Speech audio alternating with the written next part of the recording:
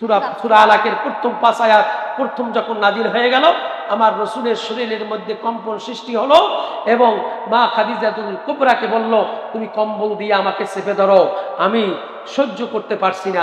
বলুন না সুবহানাল্লাহ। আজ যদি আপনি আমি কোরআনকে সত্যিকারে আমরা ধারণ করতে চাই, ধারণ করে রাখি,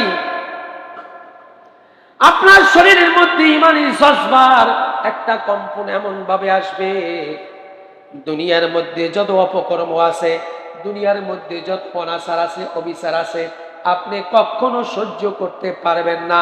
আপনার শরীরের মধ্যে কম্পন এসে যাবে, শরীরের মধ্যে এমন একটা জজবা এসে যাবে, আপনার শরীর কোরআন মানার কারণে কোনো অন্যায় করতে পারবেন না, অবিচার করতে পারবেন না, জুলুম করতে।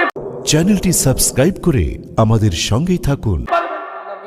আমাদেরকে পবিত্র কোরআনুল কারীম এবং রাসূল খোদা সাল্লাল্লাহু আলাইহি ওয়াসাল্লামের এই সুন্নাহর মর্যাদা দিয়ে আমাদেরকে এই দুনিয়ার মধ্যে পাঠিয়েছেন। একদিকে পবিত্র কোরআনুল কারীমে আল্লাহ পাকের পক্ষ থেকে ওই শিবানী প্রদত্ত কালাম, যা নাকি আল্লাহর পক্ষ থেকে এসেছে, এটি তার বান্দাদের জন্য উপহার স্বরূপ দিয়েছে, চলার পাথেয় হিসাবে, গাইডলাইন হিসাবে আল্লাহ রাব্বুল আলামিন এই কোরআনুল কারীমকে তার বান্দাকে দিয়েছেন। পাশাপাশি রাসূল খোদা সাল্লাল্লাহু আলাইহি ওয়াসাল্লামের যে সুন্নাত, তার গুরুত্ব এবং তার মর্যাদা অনুযায়ী তার বান্দা কিভাবে চলবে, সেই সুন্নাহকে আমার রাসূলের জবান দিয়ে আমাদের জন্য শাশ্বত বাণী, সার্বজনীন সকল মানুষের জন্য কিয়ামত পর্যন্ত আমাদের জন্য রেখে দিয়েছেন। ঠিক না বেঠিক? আল্লাহ রাব্বুল আলামিন এই জন্য সমস্ত মানুষের মধ্যে মুসলমানের গুরুত্ব এবং মুসলমানের মর্যাদা, মুসলমানের তাৎপর্য সব মানুষের চাইতে বেশি। তার কারণ হলো মুসলমানের মাঝে আছে কোরআনুল কারীম এবং মুসলমানের মাঝে আছে আল্লাহর রাসূলের সুন্নাহ। বলুন না সুবহানাল্লাহ। মহান আল্লাহ রাব্বুল আলামিন সেও তার বান্দাদের জন্য দুনিয়াতে মানুষদেরকে পাঠিয়ে দিয়ে গাইডলাইন হিসাবে তার ওই শিবানী প্রদত্ত কালাম, আসমানি কিতাব, আল্লাহ পাকের কুদরাতের বাণী, কুদরাতি কালামকে বান্দার জন্য দিয়েছেন গাইডলাইন হিসাবে। বান্দা কিভাবে চলবে, কি করবে, কেমনে খাবে, কেমনে ঘুমাবে, কেমনে কি করবে, কেমনে তার পরিবার পরিজন সমাজ রাষ্ট্র পরিচালনা করবে, সব কিছু বিষয়াদি খুঁটিনাটি সব বিষয়ে কি আল্লাহ রাব্বুল আলামিন তার কোরআনুল কারীমের মধ্যে স্পষ্ট করে দিয়েছেন, যাতে নাকি বান্দার কোনো মানুষের কাছে কোনো কিছুর অভাব ধার করতে না যেতে হয়। আল্লাহ পাক সেই জন্য কোরআনকে সম্পূর্ণ কোড অফ লাইফ মানুষের জীবনের জন্য পরিপূর্ণ করে দিয়েছেন। বলুন না সুবহানাল্লাহ। এই জন্য বান্দা যখন কোরআন এবং সুন্নাহকে শক্তভাবে মজবুতভাবে ধারণ করবে, ওই বান্দার জন্য সমস্ত দিকগুলি স্পষ্ট সহজ করে দিবেন কে? আমার আল্লাহ। আল্লাহ রাব্বুল আলামিন এই জন্য বলেন, আলহামদুলিল্লাহিল্লাযী নাযালাল ফুরকানা আলা আবদিহি লিয়াকুনা লিল আলামিনা নাযীরা। আল্লাহ রাব্বুল আলামিন বললেন, সমস্ত প্রশংসা সেই মালিকের জন্য, আমরা যার প্রশংসা করব পৃথিবীর জমিনের মধ্যে একমাত্র শুধুমাত্র প্রশংসা হবে কার? আমার দিকে তাকিয়ে বলেন, হবে কার? সমস্ত প্রশংসা হবে শুধুমাত্র আল্লাহর, আর কারোর জন্য কোনো প্রশংসা নাই। প্রশংসার মালিক একমাত্র শুধুমাত্র আমার আল্লাহ। এই জন্য সূরাতুল ফাতিহার মধ্যে আমরা যে 5 ওয়াক্ত নামাজ আদায় করি, আমরা 5 ওয়াক্ত নামাজের সর্বপ্রথমই যে সূরাটা দিয়ে আমরা শুরু করি সেই সূরাটির প্রথমেই আল্লাহ পাক শিখিয়ে দিলেন, প্রশংসা হবে শুধুমাত্র একমাত্র স্রষ্টার জন্য, যিনি সৃষ্টি করেছেন। এই জন্য আমরা পড়ি আলহামদুলিল্লাহি রাব্বিল আলামিন। সমস্ত প্রশংসা শুধুমাত্র একমাত্র বিশ্ব জগতের প্রতিপালক যিনি, তার জন্য, আর কারো জন্য কোনো প্রশংসা নেই। শিখিয়ে দিয়েছেন কে? এই জন্য আল্লাহ রাব্বুল আলামিন বললেন আলহামদুলিল্লাহিল্লাযী নাযালাল ফুরকান আলা আবদিহি লিয়াকুনা লিল আলামিন নাযীরা।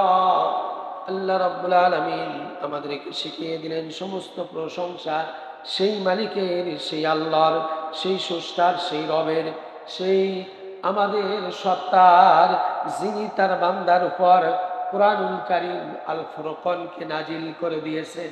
বলুন না সুবহানাল্লাহ। যারা যে মানুষের উপর, সমস্ত মানুষের জন্য কোরআন আল্লাহর পক্ষ থেকে নাজিল করে দিয়েছেন, আল্লাহ পাক স্পষ্ট ভাষায় তিনি বলে দিলেন যে নাযালাল ফুরকানা আলা আবদিহি লিয়াকুনা লিল আলামিন নাযীরা। বিশ্ববাসীর জন্য কুরআনুল কারীমকে আল্লাহ রাব্বুল আলামিন মানুষের কল্যাণের জন্য, মঙ্গলের জন্য নাজিল করে দিয়েছেন কে? বলেছেন কে? আল্লাহ এই কথাটা বলতেছেন, আমি বিশ্ববাসীর জন্য আমি কোরআন নাজিল করেছি। তার কোরআন হচ্ছে আমার বাণী, আমার প্রদত্ত কালাম, আমার ঐশী বাণী, আসমানি কিতাব। আমার পক্ষ থেকে এটা এসেছে মানুষের কল্যাণের জন্য, মঙ্গলের জন্য। এটি আমি নাজিল করেছি তোমাদের জন্য। বলুন না সুবহানাল্লাহ। এই জন্য আল্লাহ রাব্বুল আলামিন সর্বপ্রথম প্রশংসা এই জন্যই করতে হবে, যেহেতু কুরআনুল কারীম আল ফুরকানকে আমাদের মাঝে নাজিল করে দিয়েছেন।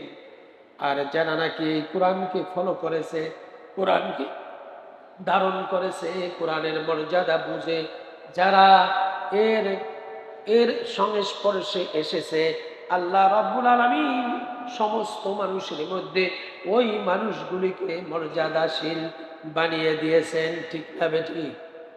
যারা কোরআন মানে, সমস্ত মানুষের মধ্যে যারা মানে না আর যারা মানে, তারা কোনোদিন এক নয়। বরং যারা কোরআনকে মেনেছে, কোরআনের মর্যাদা বুঝেছে, কোরআন অনুযায়ী জীবন পরিচালনা করেছে, আল্লাহ রাব্বুল আলামিনের কাছে ওই মানুষগুলি সবচেয়ে মর্যাদাবান বান্দা। আওয়াজ দিয়ে বলি আলহামদুলিল্লাহ। আমরা কোরআন মানি বলে, আমরা কোরআনকে বিশ্বাস করি বলে, আমার রাসূলকে মানি বলে, রাসূলের হাদিসকে গুরুত্ব তাৎপর্য দেই বলে, আমরা পবিত্র জুমাবারের দিন আমরা জুমার নামাজের কাতারে এসে আমরা হাজির হয়েছি। 5 ওয়াক্ত নামাজের মধ্যে আমরা হাজির হই এবং আল্লাহর হুকুম যেখানে আছে, রাসূলের তরিকা যেখানে আছে, ওই জায়গার মধ্যে আমরা সমবেত হয়ে যাই। তার কারণ হলো আমরা কোরআনকে মেনে নেওয়ার কারণে। এই জন্য সমস্ত প্রশংসা শুধুমাত্র একমাত্র আমার আল্লাহর জন্য। ওই মানুষগুলি এটা মেনে নিয়েছে বিদায় আমরা এই হাজির হতে সক্ষম হয়েছি। ঠিক না বেঠিক? আল্লাহ রাব্বুল আলামিন এই জন্য সমস্ত মানুষের জন্য, তার কল্যাণের জন্য, মঙ্গলের জন্য এমন একটা কিতাব দিলেন, যেই কিতাবের প্রথমেই তিনি বললেন যালিকাল কিতাবু লা রাইবা ফীহি হুদাল লিল মুত্তাকিন। এমন এক কিতাব, এমন এক ঐশী বাণী, প্রদত্ত কালাম, আসমানি কিতাব, যেই কিতাবের মধ্যে কোনো শোক সভা, সন্দেহের কোনো অবকাশ নাই। এবং এই কিতাবের মধ্যে তোমাদের জন্য রয়েছে, অর্থাৎ মুত্তাকিন যারা বিশ্বাস করে, যারা পরেজগার, তাদের জন্য রয়েছে এই কিতাবের মধ্যে হেদায়াত। বলেছেন কে? কিতাব মানবেন, কিতাব শক্ত করে ধরবেন, আল্লাহর কোরআন মজবুত করে ধারণ করবেন, হেদায়েত দিয়ে দিবেন কে? অদাকার। এই কিতাবকে শক্ত করে ধরার কারণে হেদায়েত পাবেন। কিতাবকে শক্ত করে ধরবেন না, হেদায়েত পাওয়ার সুযোগ নাই। এই কোরআনের আয়াত দিয়েই প্রমাণ হয়ে যায়। অর্থাৎ আপনার জন্য এই কিতাবটা পাঠিয়েছেন গাইডলাইন হিসাবে, যেখানে তিনি ঘোষণা দিলেন, যেখানে তিনি একেবারে এর দারুণ ক্ষমতার মানে সুউচ্চ মর্যাদার কথা যেখানে স্পষ্টভাবে বলে দিলেন, যালিকাল কিতাব লা রাইবা ফি, এমন এক কিতাব যেই কিতাবের মধ্যে শোক সভা সন্দেহের কোনো অবকাশ নেই, ভুলের কোনো অবকাশ নেই। বলুন না সুবহানাল্লাহ। এমন একটা কিতাব পৃথিবীর জমিনে নাজিল হওয়া কিতাবের মধ্যে এরকমের কথা কোন কিতাবের মধ্যে আল্লাহ রাব্বুল আলামিন বলেন নাই। 104খানা বড় 4খানা কিতাব সহ আরো 100খানা ছোট কিতাব, তাকে সহিফা বলা হয়। এই সহিফা সহ 104খানা কিতাব আসমান থেকে আল্লাহর পক্ষ থেকে নবীদের উপর নাজিল করেছেন মানুষের কল্যাণের জন্য, মঙ্গলের জন্য, গাইডলাইন হিসাবে। এর মধ্যে সর্বশেষ কিতাব হচ্ছে আল ফুরকান, আল কোরআনুল কারীম। এই কোরআনুল কারীমের মধ্যে এই ঘোষণাগুলি দিয়েছেন কে? আমার আল্লাহ। যার কারণে আল্লাহ রাব্বুল আলামিন والصلاة والسلام على من بعث إلى الناس كافة وداعيا إلى الله بإذنه وسراجا منيرا وعلى أصحابه والناس أجمعين। আল্লাহ রাব্বুল আলামিন এই জন্য কোরআনুল কারীমের মধ্যে আমার রাসূলকে সাথে সাথে পাশাপাশি তিনি রাখার কারণ হলো, তিনি বললেন দরুদ ও সালাম তার প্রতি যাকে প্রেরণ করা হয়েছে সকল মানুষের প্রতি। আমার রাসূল আল কোরআনুল কারীম যেমন বিশ্ব জগতের জন্য, মানুষের জন্য, সমস্ত মানুষের জন্য হেদায়েতের বাণী হিসাবে পাঠানো হয়েছে, তেমনি ভাবে আমার রাসূলকে, আমার নবীকে বিশ্ববাসীর জন্য মানুষের প্রতি পাঠিয়েছেন কে? আমার আল্লাহ। কোরআনও পাঠিয়েছেন আমার আল্লাহ, আমার রাসূলও পাঠিয়েছেন আমার আল্লাহ। আর কেমন রাসূল? এই রাসূলের সমান সমকক্ষ আর কোন রাসূল নেই। বলুন না সুবহানাল্লাহ। সেই আখিরি নবীর উম্মত হতে পেরে আমরা খুশি, আমরা আনন্দিত। এই কারণে আনন্দিত, সমস্ত নবী এবং রাসূলের উম্মতগুলি কিয়ামতের ময়দানে জান্নাতে যাওয়ার জন্য দাঁড়িয়ে থাকবে। আখিরি পয়গম্বরের শেষ নবীর উম্মতগুলি যতক্ষণ পর্যন্ত জান্নাতের মধ্যে প্রবেশ করা শেষ হবে না, ততক্ষণ পর্যন্ত কোন নবী এবং রাসূলের উম্মতগুলি যাওয়ার, জান্নাতে ঢোকার কোনো সুযোগ হবে না। বলুন না সুবহানাল্লাহ। এর সে মর্যাদা আখিরি নবী, শেষ নবী উম্মতের জন্য কি হতে পারে? বলুন না সুবহানাল্লাহ। আদম থেকে শুরু করে ঈসা রুহুল্লাহ পর্যন্ত অসংখ্য 1 লক্ষ বা 2,24,000 মতান্তরে এই নবীগুলি দুনিয়ার জমিনে এসেছে। সমস্ত নবী এবং রাসূলের উম্মতগুলি যারা জান্নাতে যাবে সব জান্নাতের দরজায় দাঁড়িয়ে থাকবে, কিন্তু আখিরি নবীর উম্মতগুলি আল্লাহ পাক যতক্ষণে দেখবেন না জান্নাতে পৌঁছে গেছে ততক্ষণ পর্যন্ত আল্লাহর পক্ষ থেকে কোনো অনুমতি আসবে না কোন নবী এবং রাসূলের উম্মতগুলি জান্নাতে ঢোকার। বলুন না আলহামদুলিল্লাহ। আওয়াজ দিয়ে বলেন আলহামদুলিল্লাহ। সেই আল্লাহকে পেয়েছি আমরা, সেই আল্লাহর ঐশী বাণী আল ফুরকানকে পেয়েছি, সেই আল্লাহর পক্ষ থেকে শেষ নবী, আখিরি নবী, ইমামুল মুরসালিন, সমস্ত নবীদের সরদার যিনি, সমস্ত নবীদের নেতা যিনি, সমস্ত নবীদের ইমাম যিনি, তাকে আমরা পেয়ে গেছি। এই জন্য আমরা গর্বিত এবং খুশি এবং আনন্দিত, ঠিক না বেঠিক? ইনশাআল্লাহ। এই জন্য আল্লাহ বললেন সকল মানুষের প্রতি আমি রাসূল প্রেরণ করেছি, আল্লাহর অনুমতি ক্রমে তার দিকে আহ্বানকারী রূপে এবং উজ্জ্বল প্রদীপ রূপে রহমত বর্ষিত হোক, অর্থাৎ তার পরিবারের উপর এবং সাহাবীগণের উপর এবং সকল মানুষের উপর এই রহমত বর্ষিত হোক, এটিও আল্লাহ চান। আল্লাহ রাব্বুল আলামিন বললেন যে সমস্ত বিশ্ববাসীর উপর আল্লাহর রহমত অর্থাৎ আমার পক্ষ থেকে রহমত বর্ষিত হওয়ার জন্য রাস্তা খোলা আছে। আমার নবী পরিবারের উপর রহমত দিয়েছেন কে? সমস্ত মানুষের জন্য রহমত আল্লাহর পক্ষ থেকে আসার জন্য রাস্তা করে দিয়েছেন কে? যদি নাকি আপনি আমি আমরা সেই রহমতকে খুঁজে নিতে পারি, রহমতের রাস্তায় উঠতে পারি, তাহলে অবধারিত আল্লাহর রহমত আপনার আমার জন্য নাজিল করে দিবেন কে? এ ওয়াদা আছে কার? আমার আল্লাহ। এই জন্য আল্লাহ রাব্বুল আলামিন এই পৃথিবীর জমিনে মানুষের জন্য এই কোরআনুল কারীম, আল্লাহর সেই কিতাব যা নাকি হযরত জিবরাইল আলাইহিস সালাতু ওয়াস সালামের মাধ্যমে আল্লাহর অনুমতি ক্রমে লাউহে মাহফুজ থেকে শেষ নবী হুজুরে পাক সাল্লাল্লাহু আলাইহি ওয়াসাল্লামের তার কাছে পৌঁছিয়ে দেওয়ার দায়িত্ব জিবরাইল আমিন নিয়েছিলেন আল্লাহর হুকুমে। বলুন না সুবহানাল্লাহ। সর্বপ্রথম জাওয়ালে নূর, সেখানে আমার রাসূল ধ্যানে ছিল, আল্লাহর পক্ষ থেকে 5টি আয়াত নাজিল করে দিলেন। বলুন না সুবহানাল্লাহ।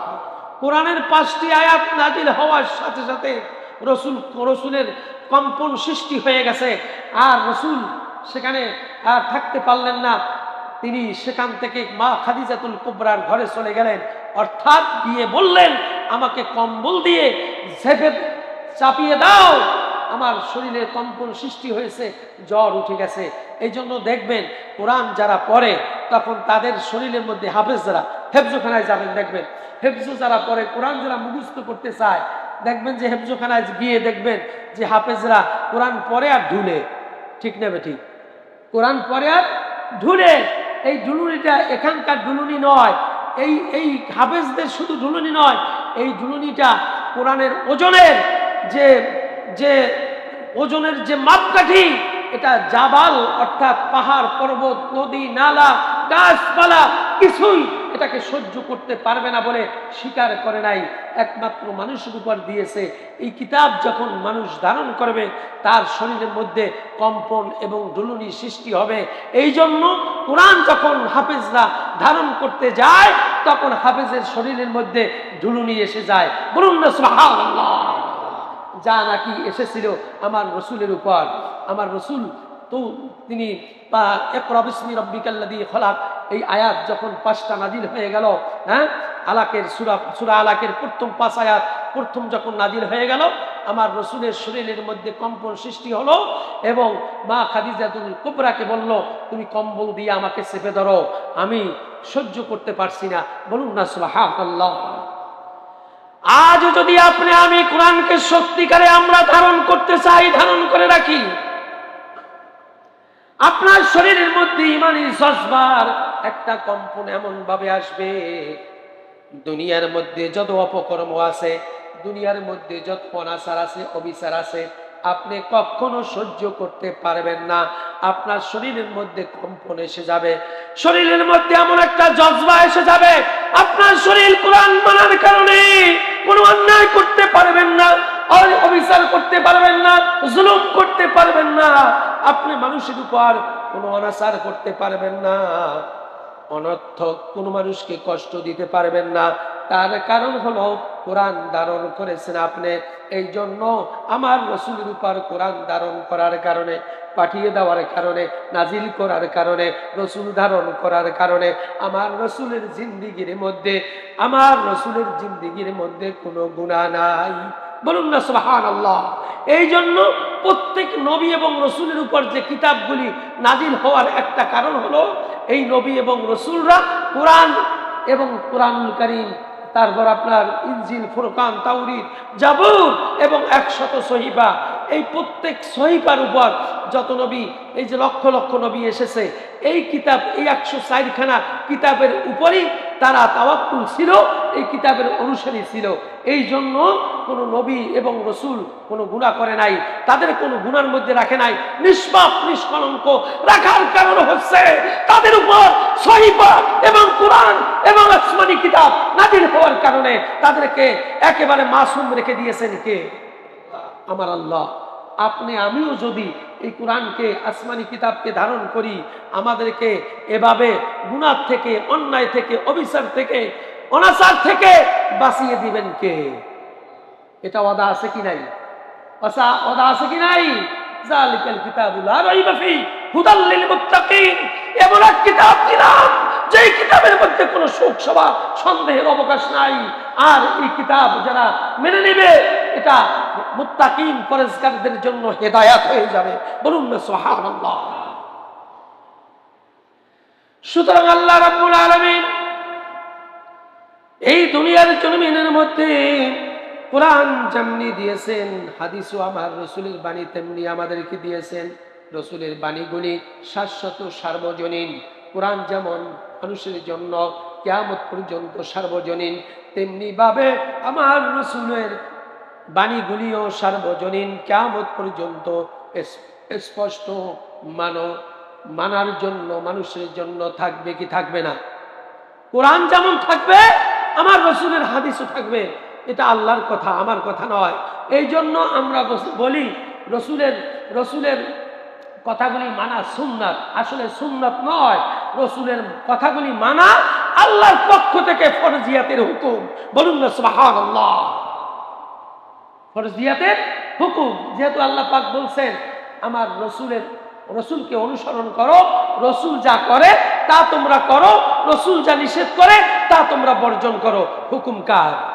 তার মানে সরাসরি আল্লাহ পাক বলে দিয়েছেন আমার হুকুম যেমন ফরজ, আমার নবীর হুকুমটাও মানা তেমনি ফরজ। মানে এটা আল্লাহর পক্ষ থেকে এই বিধান মানুষের জন্য জারি করে দিয়েছেন। সারা পৃথিবীর মধ্যে আজকের কোরআন না মানার কারণে পৃথিবীর মানুষেরা, মুসলমানরা আজকের মার খাচ্ছে, মুসলমানরা নিষ্পেষিত হচ্ছে, নির্যাতিত হচ্ছে, নিপীড়িত হচ্ছে। তার কারণ হলো যে কিতাব তোমাদের জন্য হেদায়েত শরীফ এসেছিল, তোমরা পরেজগার হতে পারো নাই, হেদায়েতও পাও নাই, যার কারণে তোমরা আজকে নিষ্পেষিত, নির্যাতিত, নিপীড়িত। ইহুদি, খ্রিস্টান, নাসারা, মুশরিক, বেঈমান, কাফের আর নামদারি মুনাফিকদের কাছে আওয়াজ দিয়ে বলে ঠিক না বেঠিক? অনেক মুনাফিকদের কাছেও আমরা নির্যাতিত, অথচ নামে মুসলমান কিন্তু আসলে আদলে মুনাফিক।